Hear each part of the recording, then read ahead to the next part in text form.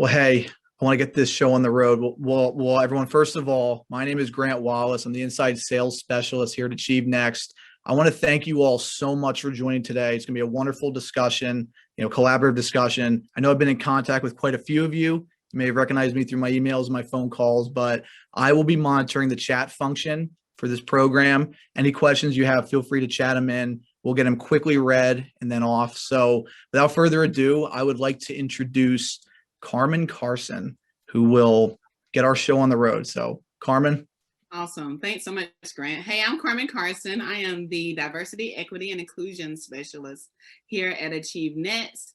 And fortunately, I'm going to be taking copious notes for you, and I will be working to summarize all of our key findings and what we discussed today, as well as key takeaways. And we understand that 45 minutes is definitely not enough time to unpack everything. And so our goal is to give you continued opportunities to have conversations around this, both on our platform and in our networks. So look forward to an email with a summary of everything and opportunities to work with our staff and to have conversations amongst each other. I am excited to also introduce our moderator and host, Dr. Doretta Rose. She is the EVP and the Chief People Capital Officer of the Atlanta Braves. And we are honored to have her leading this, and I will turn it over to her. Hello, everyone. I am so glad to be with you this afternoon, and I just feel very excited that I was even asked to have an opportunity to moderate this amazing panel that you're going to get ready to listen to, specifically around diversity, equity, and inclusion and the outlook in professional sports industry. What I'd like to do at this point in time is, first of all, introduce you to who our panelists are going to be. They're going to introduce themselves. But before I do that, what I do want to remind you all about the fact that you're going to be able to see information that is research and study that all of them did, that was a collective collaborative effort around this very, very important topic. And without further ado, I am going to turn it over to our panelist with having Dr. Shelton Goode be the first one to introduce himself.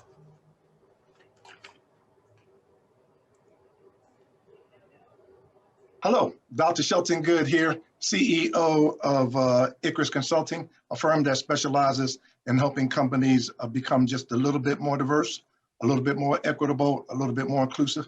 I use those words intentionally because we all know that diversity and inclusion is a journey. Rather than get into a big bio about myself, the only thing I think the best way to introduce myself is to say roll tide.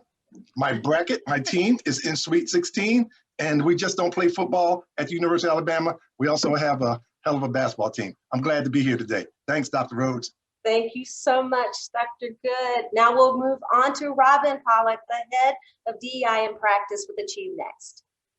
Thank you so much. I am just so excited to see all of these faces here. I am Robin Pollock. I lead the diversity, equity, and inclusion practice at Achieve Next. I'm also a former bankruptcy and restructuring lawyer. So come to DEI with a little bit of a different lens that is financially focused and very business oriented. So we're always looking at how to connect the dots and connect your talent performance to enterprise performance. So I'm excited to be here. Rockstar panel, rockstar attendees, and just couldn't be prouder of all of us here. Thank you.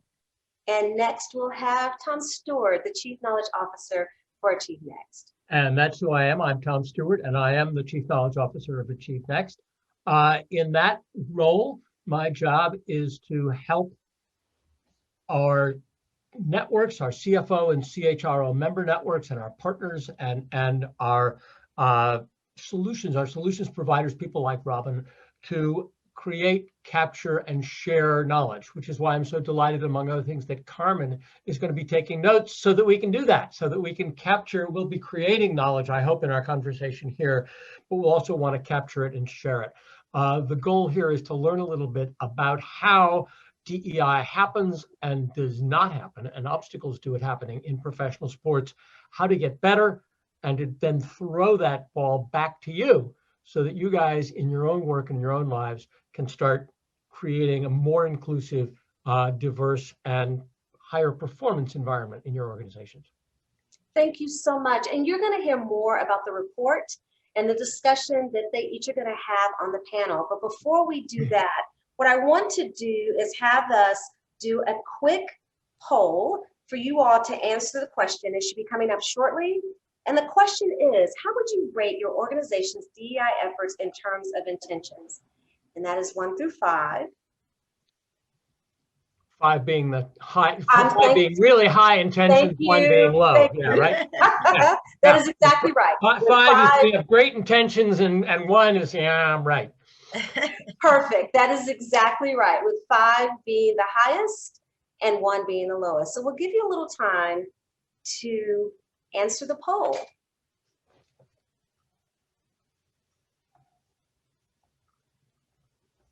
All right. Do we have results yet for the poll? We'll get ready to close that. All right. So we're looking at number 4 at 41%, that the organization's efforts in the past year in terms of attention has been 41%, with number 5 being 32%. Thank you for sharing that. So at this point, we'll go to one more poll, which is, how would you rate your organization's DEI efforts in terms of actions and results? This is different than intent. This is, what are the action and results that are occurring that you've seen? Again, 1 through 5, with 5 being the highest.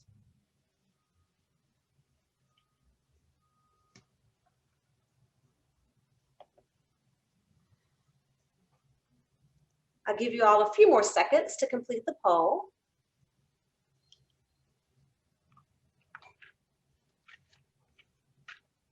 Okay, let's finish that up and see the results of that. So we had intent with being at 4 and 5, and we have actual actions and results being at 42% with 3 and 30% at 2. So thank you all for sharing that. So at this point, what I'm going to do is I'm going to put back up the presentation, and I'm going to turn it back over to Tom, who is going to take us through the key findings and the key takeaways of the study. So give me just one moment, and I will share that screen for you to be able to see. And boy, what we heard, thank you, Doretta, because what you just told us is what we heard from the, what was it, Grant, about 55 professional sports teams who were part of the survey, except I think this comes out even more dramatically. When it came to intentions, 30% of you gave yourselves an A, and 40% of you gave yourselves a B. Pretty good, right? You're all doing really well in terms of attitude, right? But now let's take a look at achievement. And what we got was, instead of 40% getting a B, we got 40% getting a C, and 30% got a D. So we really see, you know, a big move down that grading curve from basically a B plus A minus on intention to a C minus on achievement. And that's the gap that we discovered and we were afraid we might discover. It comes out with a really interesting thing. If you look at the playing field, athletes of color are now a majority of people competing and playing professional sports in North America. Obviously, that varies by league, and you see more, you know, Black athletes in the NBA than in the NHL, for example. But overall, on the field, in the rink, on the arena, wherever it is, you see a majority of athletes who are people of color. Fans applaud that. More than 7 out of 10 sports fans support teams and athletes who speak out on issues of social justice and racial equity. We see some obvious cognitive dissonance with people like Colin Kaepernick, but we also see that overall, this is what the players are doing. This is what's this is the product that's being offered, and this is the customer that likes the product that's being offered. If you move to the next slide, the other thing that you see, and these numbers you're about to hear are not about professional sports teams, but they're broadly about businesses. That businesses that have diverse management teams, on average, have a 19% higher revenue than comparable businesses with non-diverse teams. So it drives financial performance. Diversity, equity, and inclusion does. Enterprises with diverse workforces are more likely in general to outperform their industry, 35% more likely to outperform their industry peers. And, you know, and while we see 80% of sports industry respondents saying that their organization places a high value on treating people with dignity and respect. That's that really strong B plus A minus number that we saw. While we see that, if you move to the next slide, only 60% say that they actually deliver on these three critical elements of DE&I. Those three elements are employees with diverse backgrounds visibly valued by our company? Do we not just say it, but can we see it?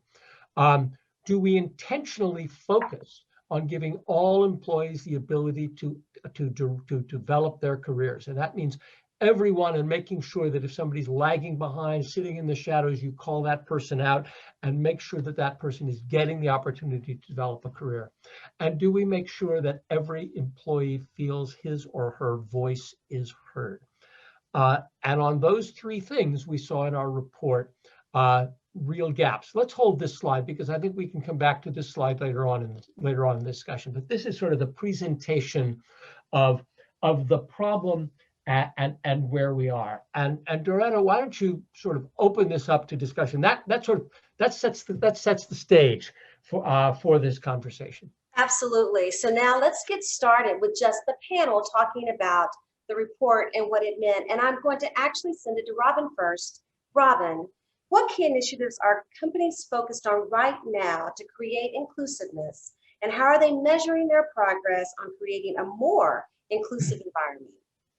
Thank you, Doretta. So, it's really interesting here talking about where we sit, as intent and how we get to actual results. And I think a lot of companies are certainly much more intentional now on that focus, creating a framework, creating a strategy that's going to take them from point A to point B. The issue that we find with a lot of enterprises, and I know in the sports industry is no different, is that often enterprises don't know where to start.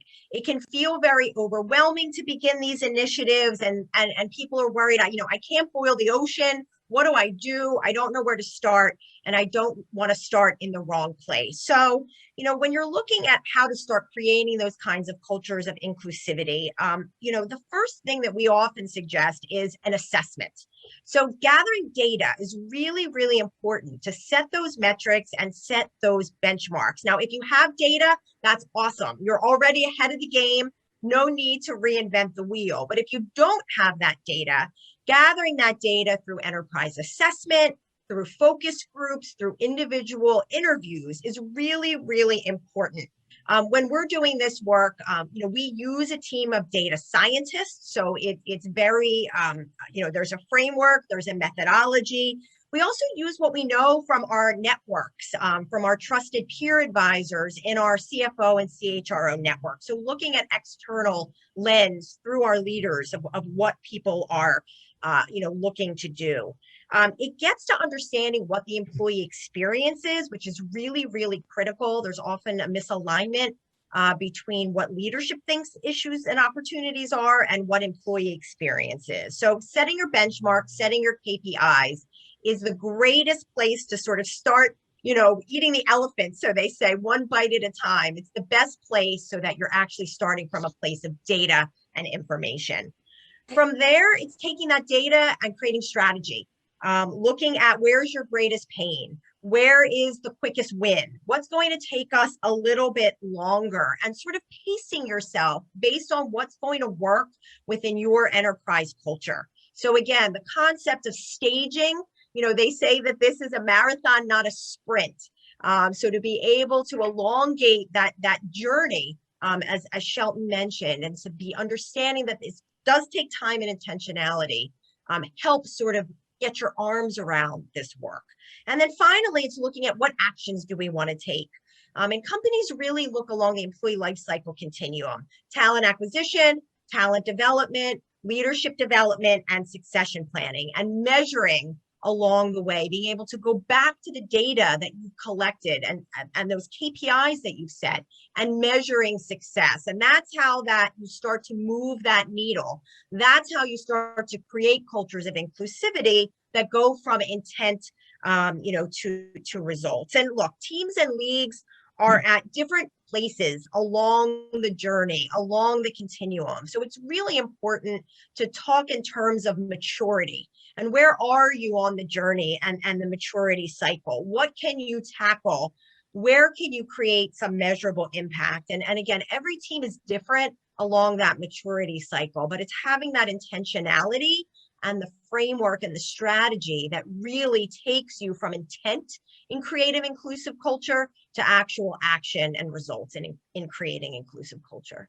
And thank you, Robin. We do have a question from Dion Mack. When you speak of employees in this report, does this include the athletes and the players? Tom, I don't know if you want to field that one as sort of the purveyor of all of our information here. The focus here was off the field. And the gap that we discovered, the gap that we discovered was that while the athletes are much more diverse, and diversity and equity and inclusion are much more visibly addressed with the performing athletes than they are behind the scenes.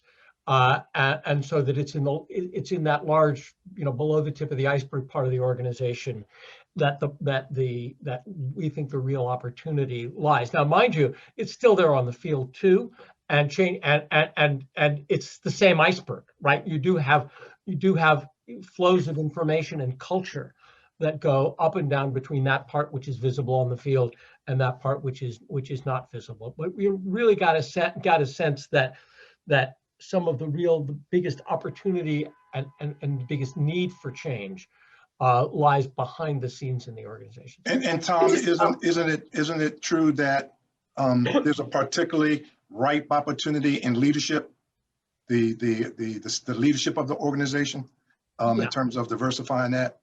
Oh, that's also true. At the very top of the organization, you see that as well. Yeah.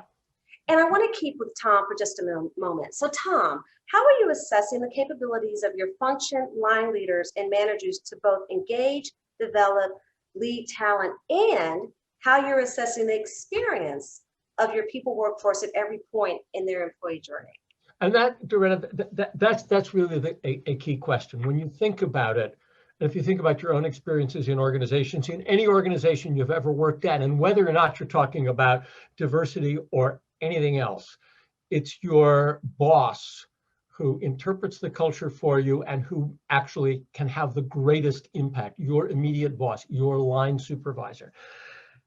I don't know about you, but I've been in that role. And when I'm in that role, I feel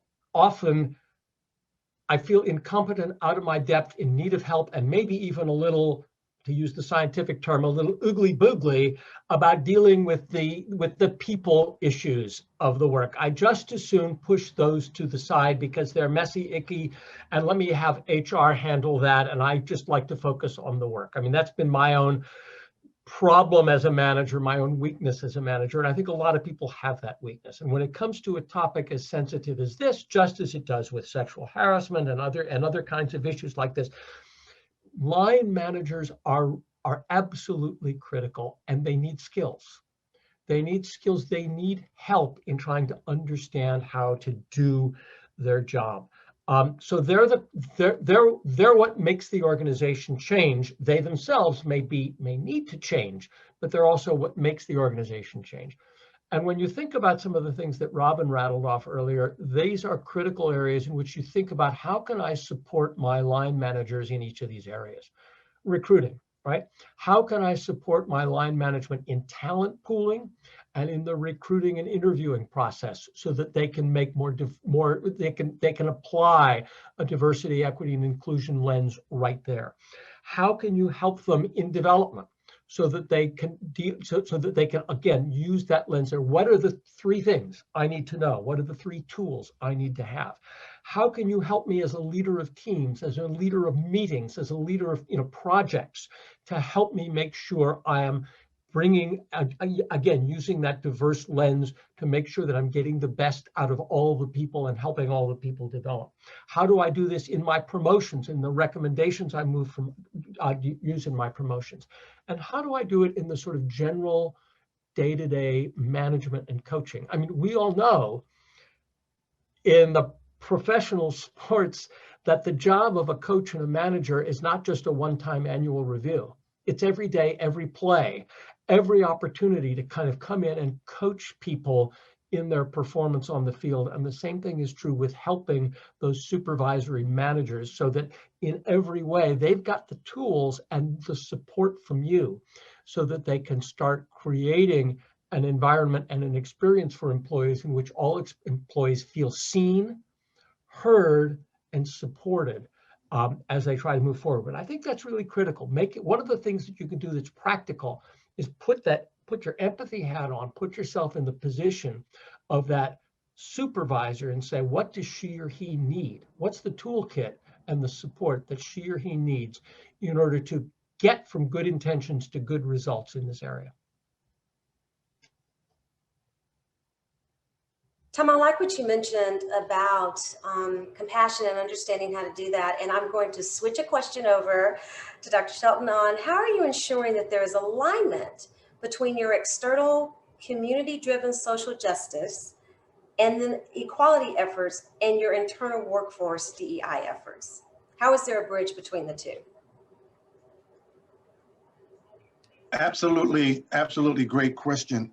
And I'm glad you asked me that, because when we just hosted, it seems like we just hosted the Super Bowl, wasn't that long ago? I got a chance to see up close and personal how sports, how the league, how the host team, how the actual teams that were playing, how all the intentionality of making sure that the community, and obviously this was pre-COVID, could actually benefit, and not just from the sporting event or the time leading up to it, but what happens after the game is over, and are there any sustainable benefits? Obviously, when we hosted it, it was during the Colin Kaepernick controversy, but it was pre-COVID and social justice that we've seen.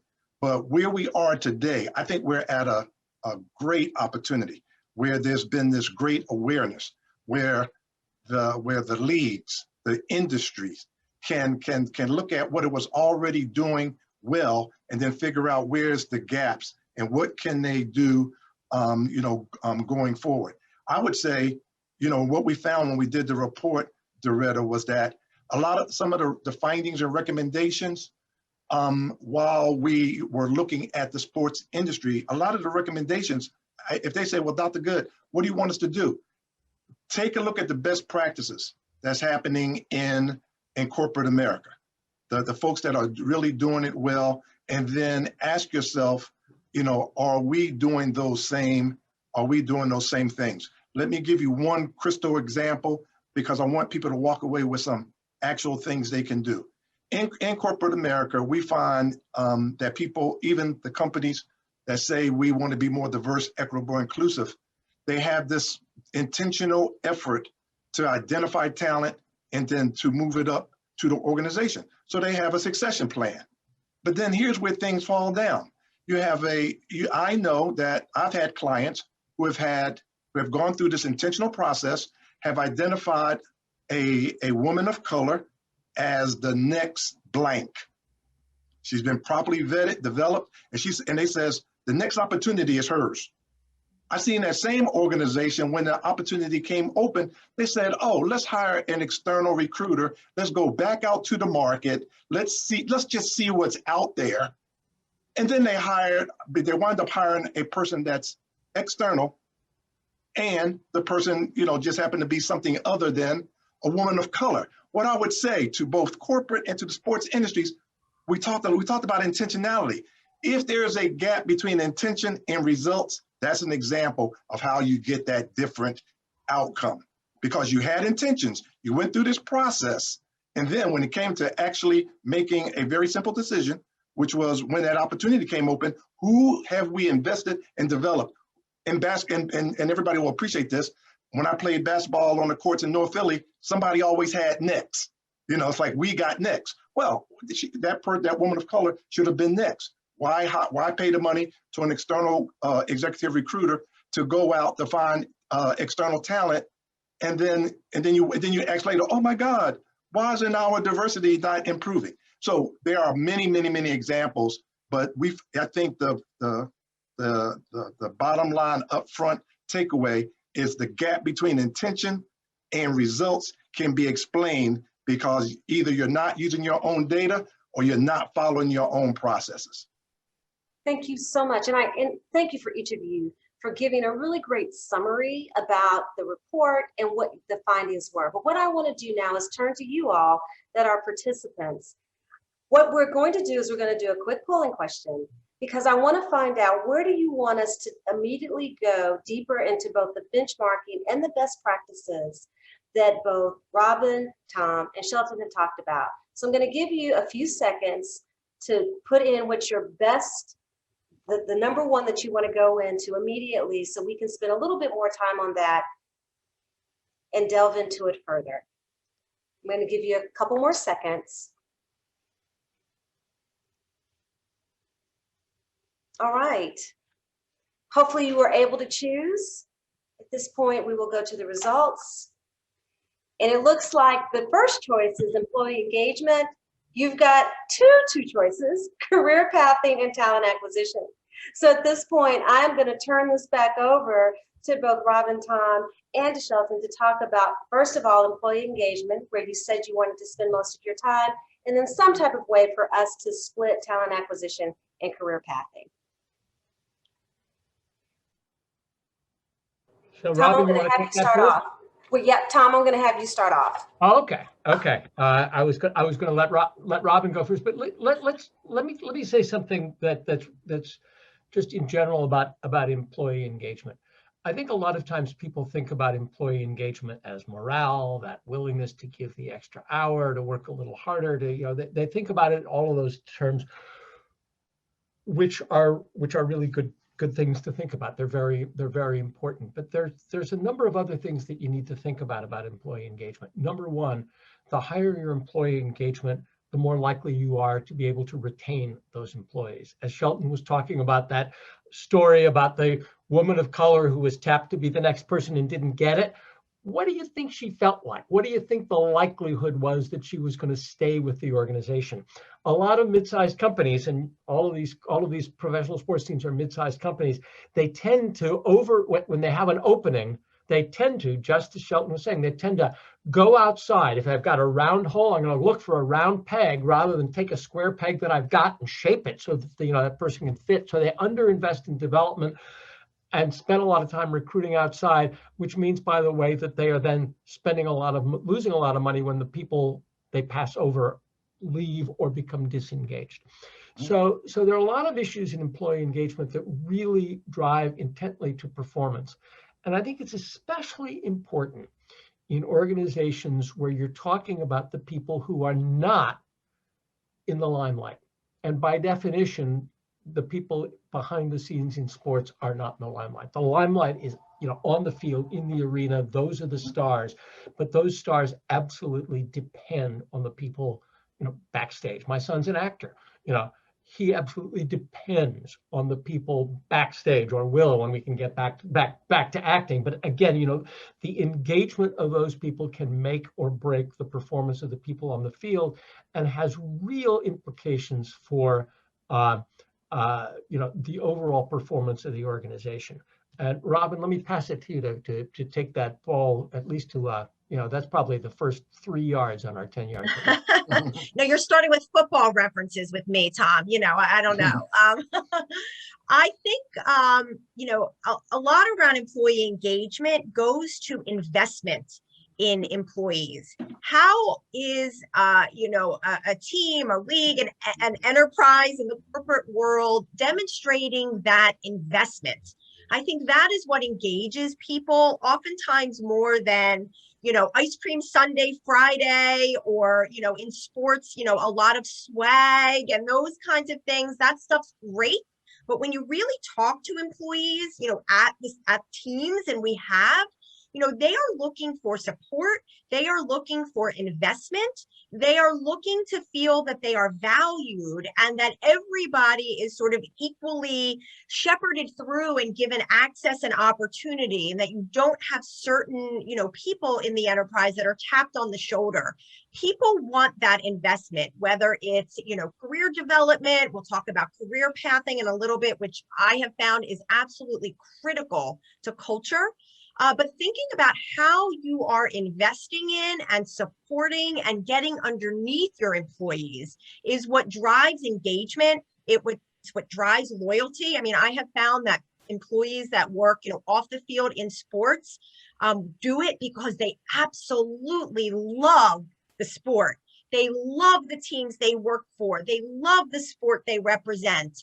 But there comes a point where they want to see that those, enterprises and those teams love them back. And the way to build that trust and engagement is through investment.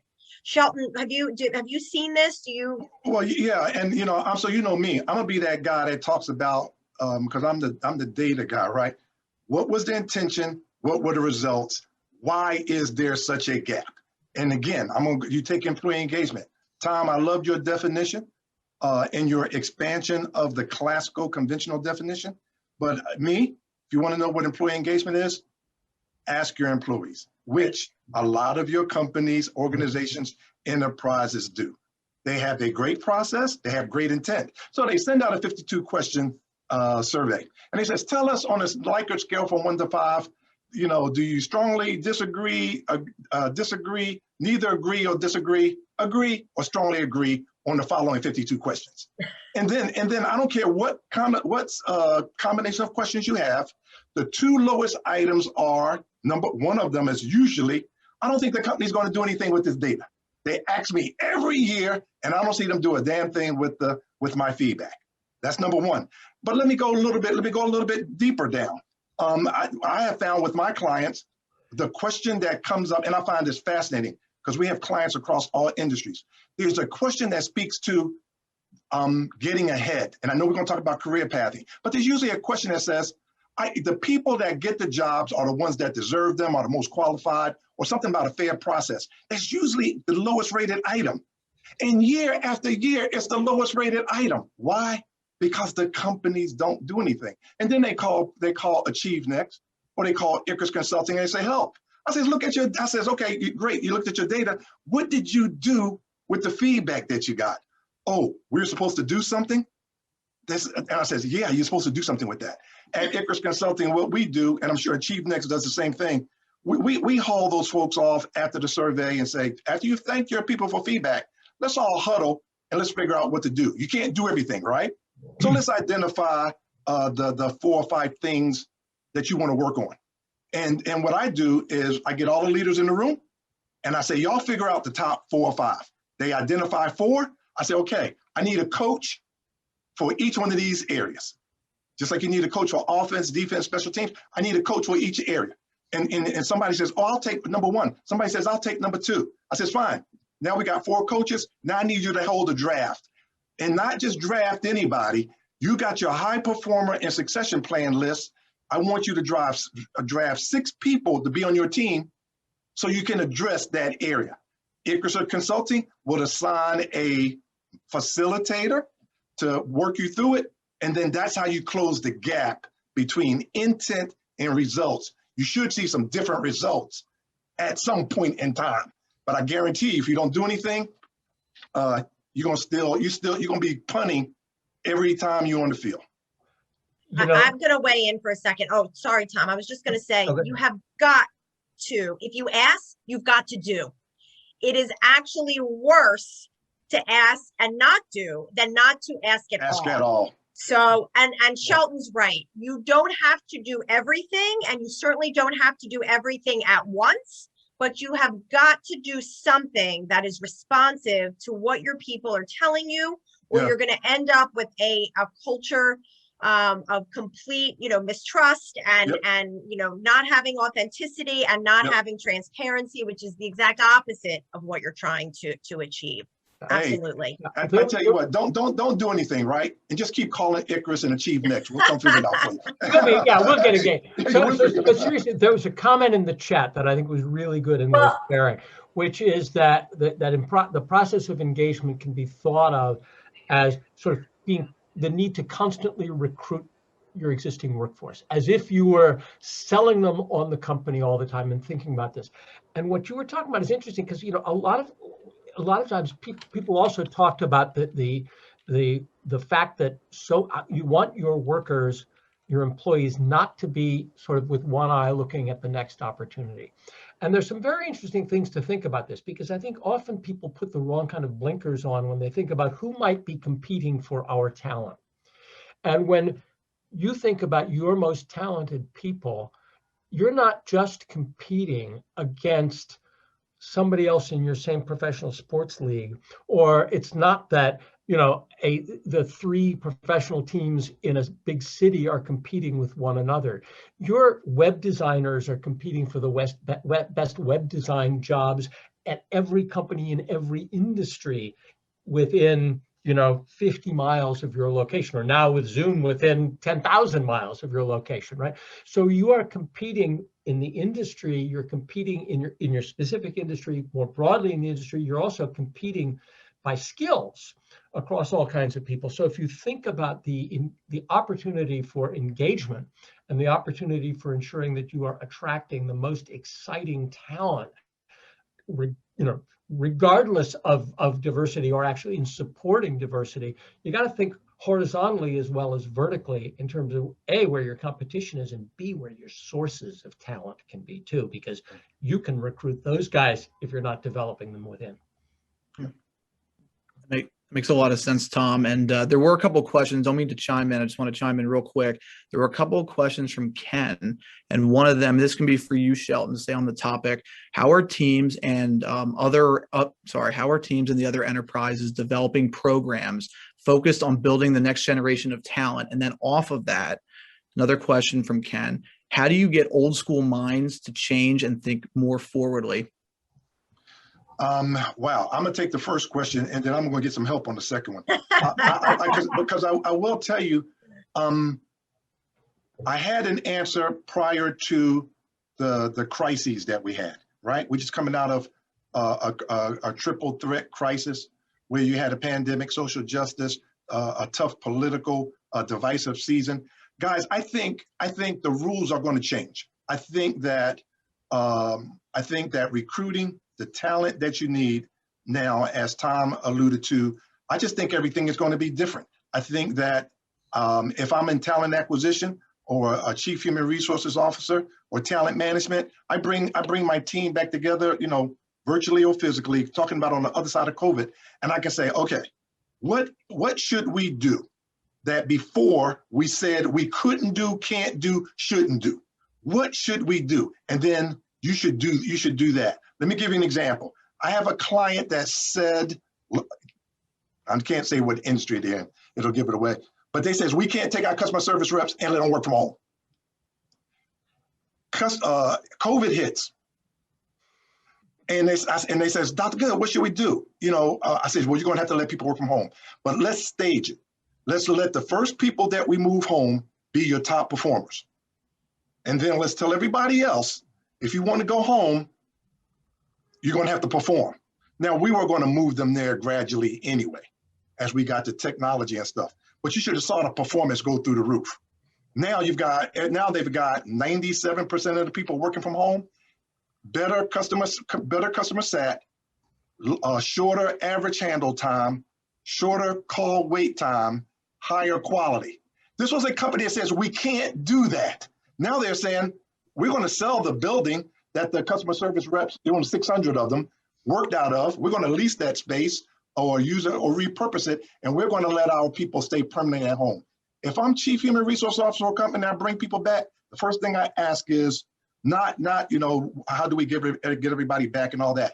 I would ask, what is it that we said? All the things, let's bring out all those ideas that we said we can't do, and let's figure out which one of these we can do, because I think everything is different. As far as getting old minds to think new, I'm gonna toss it to Tom because that may seem like This baseball that I went and got out off the shelf there was signed by Billy Beane. Yeah. And you all saw that movie. And there were old minds and there was new data. And it is really hard sometimes to get an old mind to wrap its head around new data.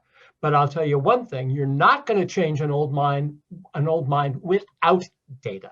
So I think that's the first place to start, is to actually get the facts. And then the facts can start confronting those prejudices and ingrained habits. Well, go ahead, That's Tom. all, then you may have, changing those minds is very hard. You may have to, I once got a consultant in trouble in my journalist days by having him say on the record, and you could identify his client. He said, sometimes you can't change the circus without changing the clowns.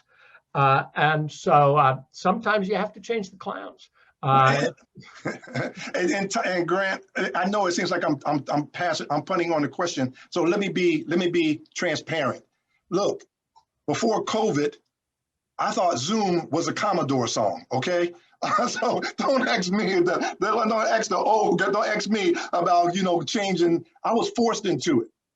So Zoom. Hey, I thought that was a song sung by the Commodores. You got to ask people like Robin. I think she may be better able to answer that question than me.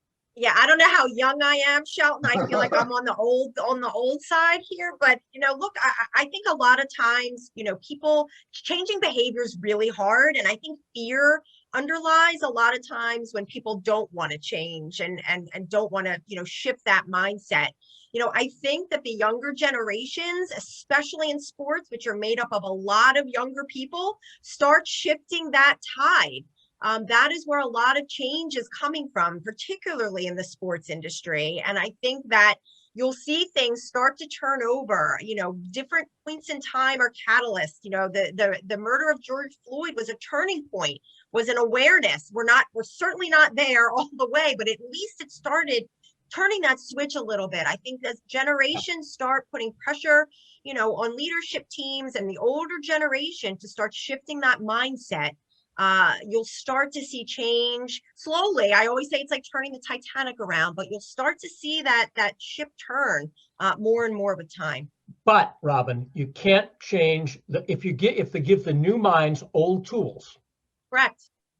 They will fall back into old ways, and those old scouts will be their mentors or whatever it might be. So I think it's also important you create the toolkit, train them, reward people who exhibit the behavior you like. I mean, people do respond to that, and you want to get those people into your core team. Those people being the ones who set the agendas. Some of those other people will change, and some won't. Yep. And then you'll face some hard decisions, or maybe they will make those decisions for you. But you want to give them the opportunity, you want to give them the tools, but you also want to make sure that you can't just rely on the next generation unless you give the next generation data, tools, and support to make the change. Because otherwise, we've been kicking this can down the road for since 1865. And, this is our opportunity, and we got to do better than that. No, I agree. And I think one of the silver linings of COVID is that we've got the opportunity, we've seen the ability to be innovative. And to Shelton's point, companies that said we can never do this, that's now the norm. So to use this as a trigger for innovation and change, we've got an opportunity here that we have to capitalize on. Absolutely. We did have a question from a member of the Achieve Next team, Greg Wood, and this was on behalf of one of our members of our CFO Alliance. And the question is basically asking, I'm not going to read the whole thing, but the question is basically asking, with such a diverse workforce, what should organizations, particularly in the sports and entertainment world, do differently to tackle talent acquisition with such a diverse workforce looking for qualified candidates? So this can be for Robin. And before Robin, you get started, because I know we are at the 2:45 mark, and I want to be very sensitive to everybody's time. So as you're thinking of answering that question, what I will want to do at this point is thank our authors. Thank you, Tom. and Shelton and Robin for everything that you've done. Thank you for giving us this insight. Robin, we're going to ask you to answer that question and then talk to us about downloading the report. So if you can do that for us, Robin, that would be great. Sure. So let me answer the question a little bit quickly, because I know people do have to jump, and I do want to give some sort of next steps and tools that we have. But, you know, to the earlier point around COVID, you know, providing opportunities, I think the concept of thinking about fishing in a bigger pond and being able to expand the reach of where we're acquiring talent from is one of the tools that we can employ in this sort of new you know, this new normal, you know, looking outside of what we would typically think as the person to fill that role, really thinking more strategically, what are the skill sets that we need? What are the skill sets that are nice to haves, but not must haves? And how do we start sort of realigning who we're looking for to fill certain roles? I mean, I'll give you a quick example, you know, in the wealth management industry, oftentimes, you know, people are looking for people with business experience, and they have to have financial acumen and come out of a B school, when in reality, wealth planners are very much about relationships and communication. Can you look for the English major to fill a role in wealth management? And so it's sort of employing that same analogous type of strategy in sports around who are we really looking at? Who do we need to fill this role? What are the skill sets, and looking for different skill sets than we might normally typically look for. And again, sort of fishing in those bigger ponds, looking at different ways to build relationships that will enable us to have access to people that we might not otherwise think of. I don't know if we have a minute for anybody else to weigh in, but those are just some sort of high level thoughts. No, go ahead, Robin, because we're over time. Okay.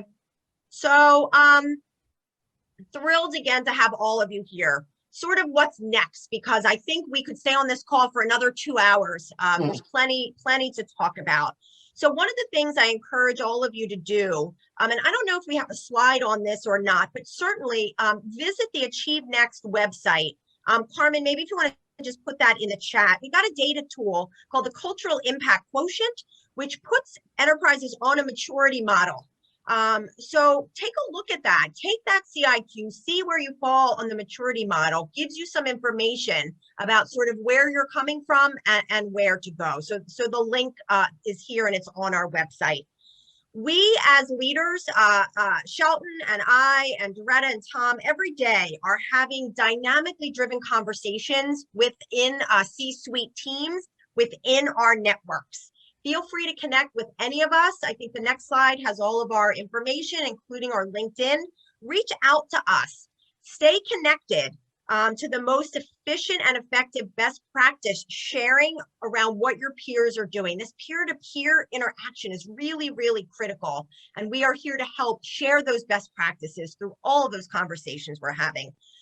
Finally, I'm going to be sending out an email tomorrow. So look for that. That's going to contain Carmen's summary, all the key takeaways, and we're going to provide an opportunity to continue this conversation in a peer ecosystem that we are going to create.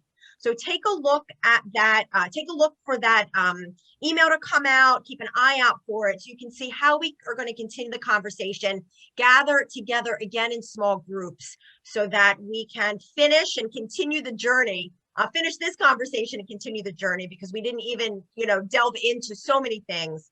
Didn't even scratch the surface of all the things we can talk about. So we definitely want to give you that chance. Thank you so much, Robin, for that. Thank you, everyone, for joining us. I know we were a couple of minutes over, but hopefully this information was helpful. And please reach out to either one of us and also go look at that assessment. And we also have the CHRO Alliance in there as well. Have a great afternoon. Thank you, everybody. Thanks, everyone. Thank you, everyone.